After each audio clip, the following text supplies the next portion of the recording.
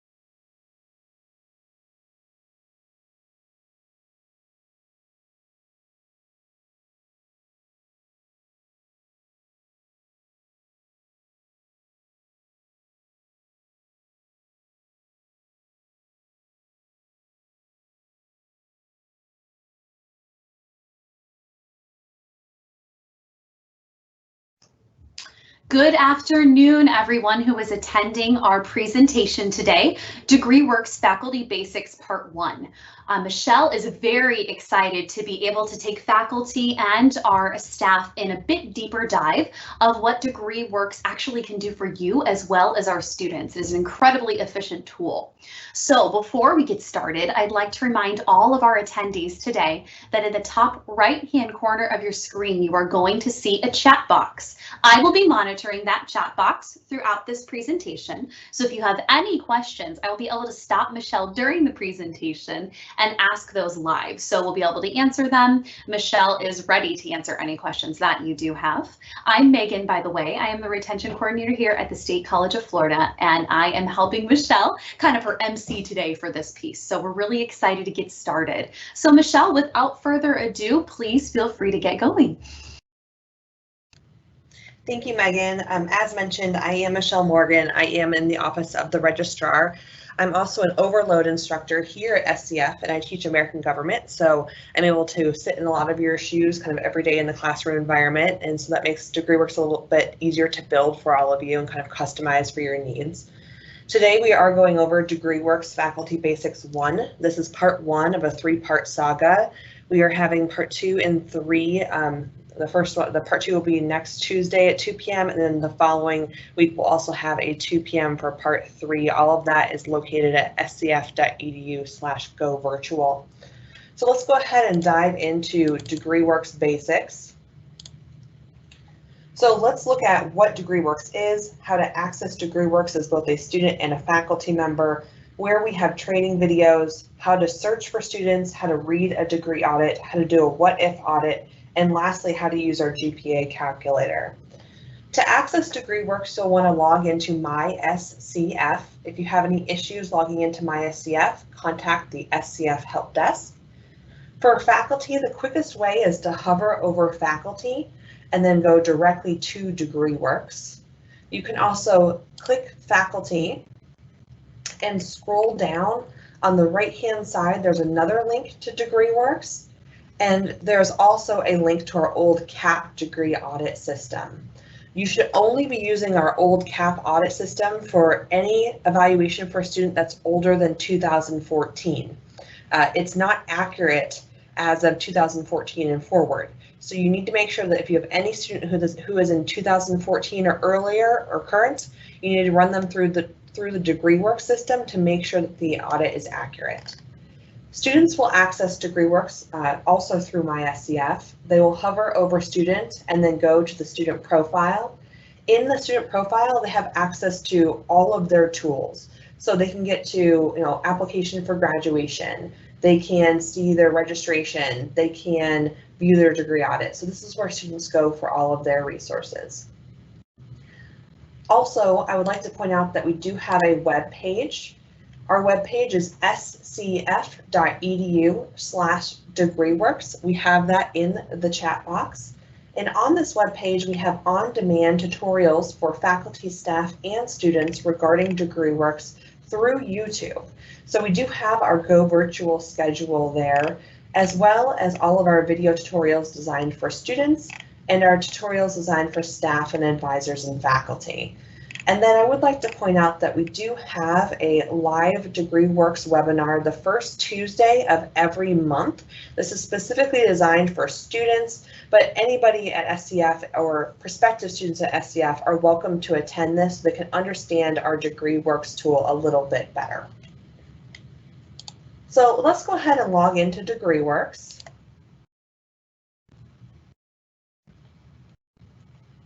Okay, so this is what you'll see when you log into DegreeWorks. One of the most kind of underrated tools that people aren't taking advantage of is the Find tool. So this magnifying glass right here is incredibly powerful to use as a faculty member. So here you could, of course, search for a student by a G number. You could also search by name or partial name. So you can insert wildcards. So let's say you knew the student was J. Smith. You can search for a partial name by using those wildcards or just search for Smith. But I think the most useful feature here is searching for students by program of study and catalog year. So here you'll be able to locate every single student who is active and in your program of study in a specific catalog year. So if you're in here and you're the director of AS Biotechnology, you could select AS Biotechnology, search, and it will pull up every single AS Biotechnology student here at SCF. You could also limit that to specific catalog years. So you could look at students who might be graduating this year or students who have just entered your program based on that year. So keep in mind, this is a really great shortcut to locate specific students who are in programs, especially if you're testing for students or just trying to reach out to students that you advise. For our purposes, I'm going to be using Maverick the Manatee so I can protect student information. So we're going to use our test student here. So I'm going to go ahead and search for Maverick the Manatee. I can't see, this is one of those common mistakes too, so I'm glad that actually happened. You want to make sure that all your filters are clear. So right there, Maverick didn't pop up because he's not an AS Biotechnology student. So here my filters are clear. I have the name, and then I should be able to get Maverick now. So all of the students will populate down here. And when you hit OK, those students will appear in a drop-down list for you underneath name. So if you pull up all of the AS biotechnology students, you'll be able to switch between every single student in that program without having to go back and search for those students over and over again. So here we have Maverick the Manatee. He is our test student. We see the student's G number. So if you ever need to find that, this is a great way to locate that G number. And then we have the program of study drop down. So here, this will let us easily switch between the degree audits for all the majors for that student. So if they're in an AS program and they're also declared an embedded certificate, you can easily switch between all the programs by using this drop down. So let's go ahead and move Maverick into an AS program. So here we're seeing Maverick in the AS dental hygiene. So how do we interpret this degree audit? So there are a lot of tools that are at your disposal as a faculty member to help advise students. The first is this frozen tool, or this history tool. This is a great way that you can keep notes and records for what you're discussing with a student if you have an advising meeting. So this basically saves copies of what you're looking at in that moment of time, so the student can see it and you can see it at a later point. So let's say I had an advising session with a student today. I could put in today's date, and let's say that I wanted to add a notation. Like I told the student, do not take MAC 1105, take MAC 1140. So here you can add some brief notations to the audit itself, and then select any type of freeze that you want. This is really more of an organizational tool. It's nothing more than that. So I'm going to go ahead and pick Advising Audit, and then I can hit Save. And then by going to the History tab on the left-hand side, you'll be able to switch between all of the frozen audits that you have saved for that student. So if you ever want a record of what that student was looking at when you were talking to them and what you were telling them to take, this is a really great way to keep those notes for yourself and the student. So let's go back to the worksheet. There are some tools worth pointing out here at the top. If you want to remove any in progress or registered classes for a student, so you only want to see classes that have been complete, you can uncheck these boxes and hit Process New, and it will remove all of the registered classes or in progress classes, and you'll only see complete credits. If you hit the Class History tab, it will give you a sequential listing of all of the academic credits for a student over time. So here you'll see that Maverick started in the fall of 2018, and then it goes to the spring of 2021, and then it gives you a visual depiction of their GPA over time. Now, if you ever want to save a digital copy of this audit, you can click Save as PDF. And here you'll have the option of sending this to a printer to print, saving this as a PDF, or even saving it to your Google Drive. So you'll click the printer icon, and then you can use the drop down to select between all of your different options there. Okay, so each degree audit has a custom header for the students. This is pulling real-time information from our banner system for that student. So here you'll see their name, G number, GPA information, transfer hour information, institutional information, if they have any FERPA forms on file, if they're in-state, out-of-state, if they have registration holds and what those holds might be, the catalog year and program of study, their academic standing, their academic pathway, which ties into our planner, which is actually part 3 of our Faculty Basics series for DegreeWorks. If they're a veteran, any designations they may have, their registered term, and then graduation information. Here, as faculty members, you may or may not have access to BDM. This is where we store files for the student's record. Only certain people have access to that based on their job description. You will have access to the student profile, and also you and the student have both a link to the SCF current catalog and also a link to schedule an advising appointment. So here you can direct students to go to DegreeWorks to create that appointment in advising. At the top, you'll see a degree progress bar. This gives you your percent completion for the degree program that student is in. This is all based on the requirements that are built in below. So the percentage is arbitrary. It's kind of based on these things. So how do you weigh a graduation application requirement versus a course requirement? So it's all kind of evenly divided. What makes this so powerful is it allows us to run tools that identify students who may be at certain points in their program. So for us in the graduation office, we know that when students hit about 90 to 95% complete, that we may be able to contact that student to either register for final classes or go ahead and have them apply for graduation. And so again, this is another step getting us toward complete auto graduation, although we still want to encourage students to apply today since we are not fully functioning on that yet. So when you're looking at the degree audit, the most general requirements are at the top, and it gets more specific as you scroll down. The left-hand side and bottom provides you with a legend to interpret that degree audit. A green checkbox indicates that that requirement is complete, a blue box indicates that requirement is in progress, and a red box indicates that requirement is missing or not complete. So here we can see that the AS Dental Hygiene has a minimum of 88 credits. It gives custom advice for the student. So it says here 88 credits are required for this degree. You currently have 20 and you need at least 68 more credits. It also does the minimum SCF credits check, GPA checks, and then here you can see that the AS Dental Hygiene program is composed of 2 blocks. It's composed of the AS Dental Hygiene Prerequisite Courses block and the Program Specialization Courses block. So here we can click on these links and it will take you right to those blocks, or you could scroll down to those blocks.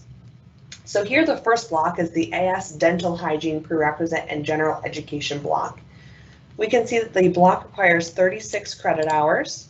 There are 18 credits applied, and the GPA of this block is a 3.06. For Maverick, we can see a green checkbox here. So we know that Anatomy and Physiology 1 has been completed by Maverick. We can actually see that this is transfer credit because underneath it says satisfied by. It shows the course number, course name, and institution where that course was completed. Here you can see the credit hours and the grade and the semester that was either brought into SCF if it's a transfer course or it was completed at SCF. By here, Maverick has not yet completed the requirement for Anatomy and Physiology 2. Here we're seeing a red box, but it also tells Maverick what course he could take to complete this requirement. An asterisk after a course indicates that the course has a prerequisite. If you hover over the course, it will give you the course name and credit hours. If you click on the course, it will give you the prerequisites, the course description, and all the times the course is scheduled to be offered so the students can start thinking about building their schedules. At the bottom of the audit are the fall-through courses or courses that don't count toward the degree or certificate program. So here, these are courses that are not applicable to the program. So AMH 1010, it's a 3-hour course, but it does not count toward AS Dental Hygiene. So a lot of times students will have transfer courses and they'll wonder why they're not counting to their audits or where they are in their audits. And you may want to direct them to the bottom of the audit because they might be an AS elective or an AA elective that doesn't fit into their program. So next, let's look at the What If feature. So the What If feature is useful for a couple different processes we have here at SCF. The first one would be for our limited access programs. Many of our programs where students have to apply to those programs to get admitted have to have students run a What If audit in that program and submit that audit to be considered for entry. So students would follow these exact steps in order to produce that What If audit. The other process would be if a student was considering adding or changing a major. So here we can do a What If and then look how far that student has kind of completed that program or would need to go for that program if they switched majors or added that major. So let's do an example here. Let's go ahead and pick 2021 and we'll do the BAS in Supervision and Management. So let's say that Maverick is considering changing majors or adding this major. You want to make sure that you give time for the major to load in this block. Some people who are in the system a lot can beat it and be really fast, and that's one reason why it won't be running, so just give it a little time there. And then here, the BAS in Supervision and Management actually has a concentration, so you'll also need to select a concentration. So I'm going to do International Business and Trade.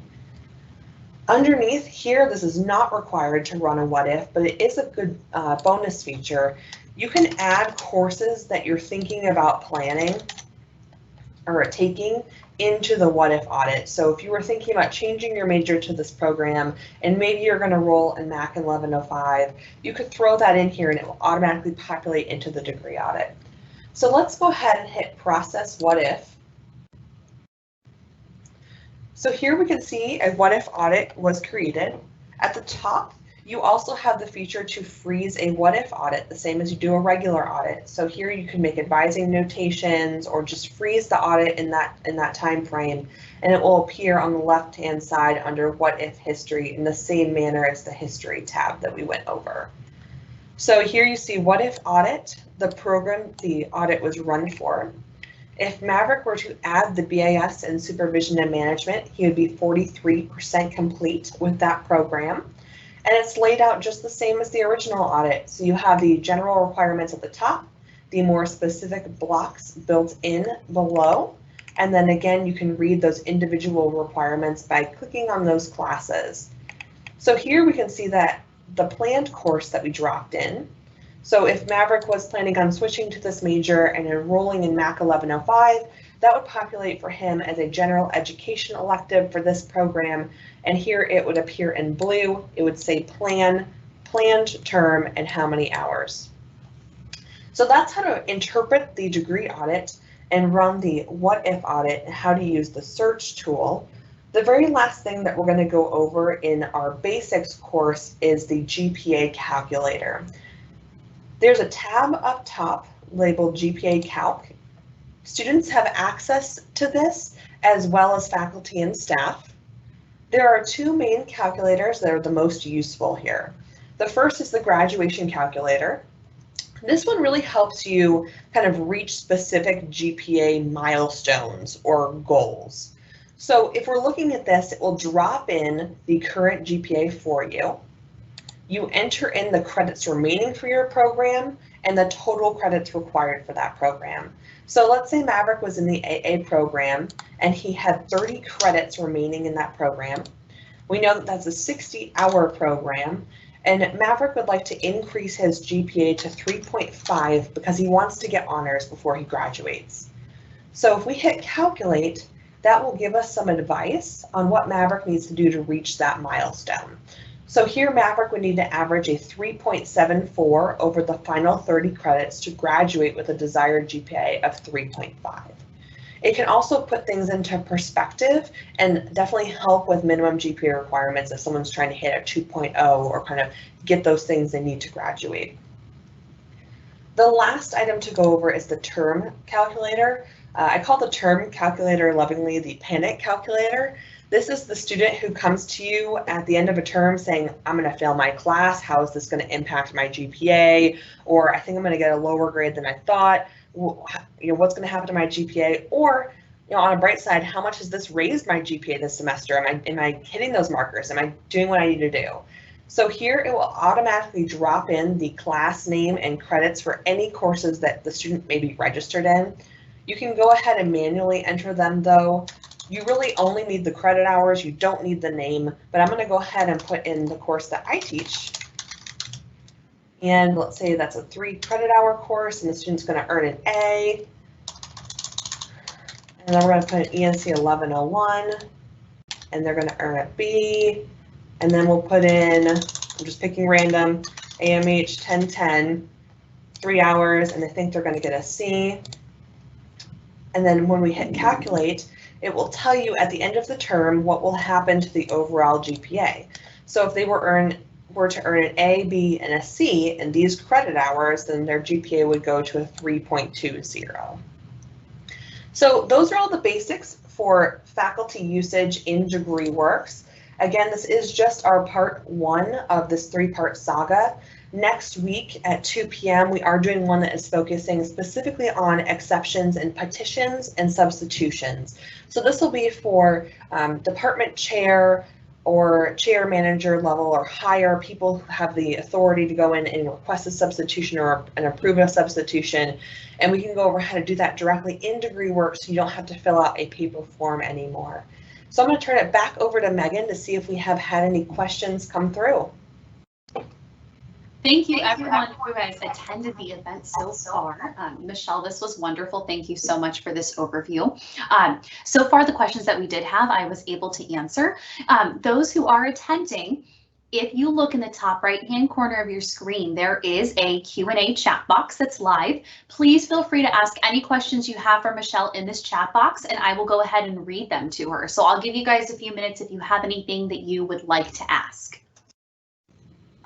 Yes, I'm reviewing some of those questions now. This is our live system, which is really exciting. So this is actually what students will also see in DegreeWorks. That is a question I get a lot. They just have less features. So students won't have certain access or permissions, and they certainly can't access any other student's account information, so they don't have the search feature. But otherwise, this is exactly what students will also be seeing in DegreeWorks. So if you ever need to help them along, this is what they're seeing as well. And students will also have access to your history frozen audit. So if you ever want to save something with notations for your students, they can access that too.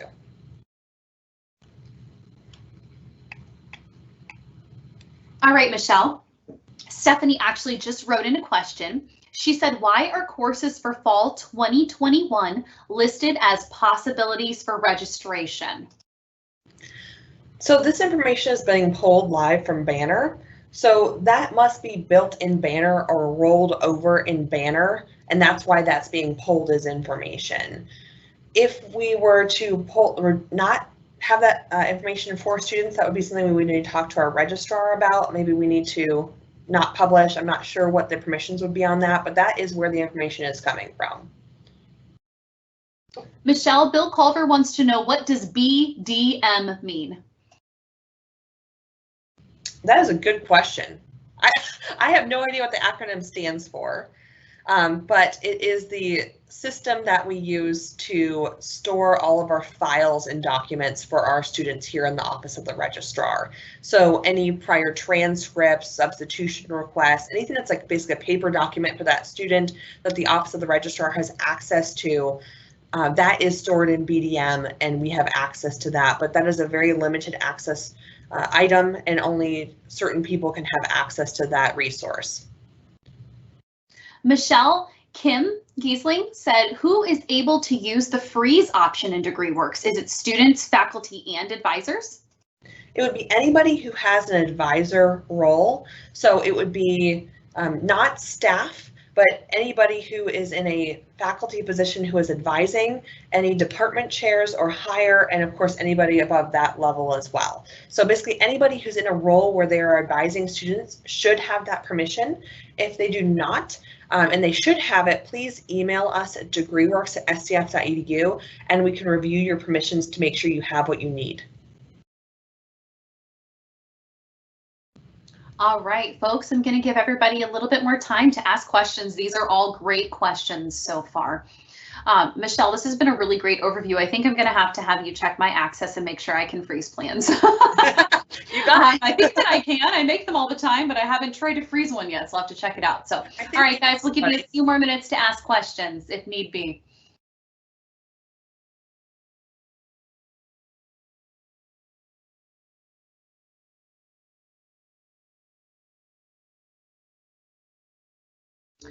All right, Michelle. Bill Culver asked another question. He says, is it possible to list an AS advisor in addition to the regular advisors?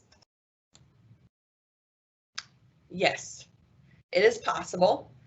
I don't know if we can do it at this time, but that is certainly something that we can work towards. So right now, the advisor assignment process is controlled by IT. I specifically believe that Jackie in IT is in charge of that process. And then that gets pulled over from Banner and then published into DegreeWorks. I think there are some issues with the advisor assignment process that we're still working out. It's not working 100%. So I know that that's something they're still working on. But the great thing about DegreeWorks is it's really customizable, and that's why we went with DegreeWorks. So we are able to build custom features into DegreeWorks. We do have to bring in consultants for that because our IT team does not do customizations. They do maintenance and updating for us. But that is something that we can add to a wish list. And if you would have any suggestions, that's something that I can certainly add to my list and keep working on as time and resources allow. I would like to point out that if you are a program manager and you want to rework something in your degree audit because you think it would help students or help you organize better, that's certainly something that we can do for you. There are a lot of custom blocks and plans that we have made for specific programs that have helped with application processes, with kind of clarifying requirements. And so this is really your tool as faculty members and department chairs. So if you see something that I can edit, tweak, add a notation, add a link, do something in DegreeWorks, or you just want to have a meeting with me to kind of what are the capabilities? What can I do for you in this position to make it yours? I would love to do that. And I also offer personal trainings. I can meet with your team, your department. So whatever you need, I am here to help and assist you. So again, just reach out to degreeworks@scf.edu. And Bill, I have added that one to my project list for you because I think that would be very useful. And Bill, just like Michelle had echoed, there are ongoing conversations right now about that assigned advisor piece. So know that they were running into some technical issues. I haven't heard anything in a few weeks, but they're working on it. So, all right, we'll give just a few more minutes for folks to pop in with questions. And then after that, we will end the presentation.